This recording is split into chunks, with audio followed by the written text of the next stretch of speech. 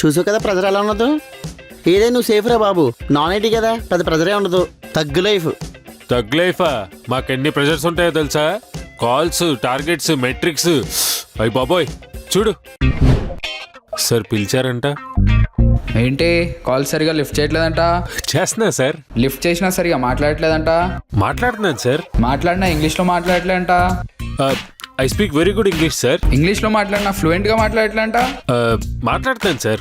I'm speaking. ఫ్లూయెంట్గా మాట్లాడినా ర్యాష్గా మాట్లాడుతున్నావు అంటే ఏంటి? No sir, I respect our customers. అసలు రోజుకి నువ్వు ఎన్ని కాల్స్ అటెండ్ చేయాలి? 150 సార్. ఎన్ని చేస్తున్నావు? 30 సార్. సరిగ్గా పనిచేయవు. అవైలబుల్ పెట్టి ఫ్లోర్ అంతా తిరుగుతావు.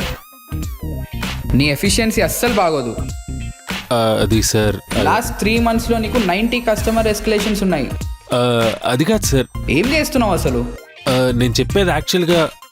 You know one thing, if this continues, you'll be terminated.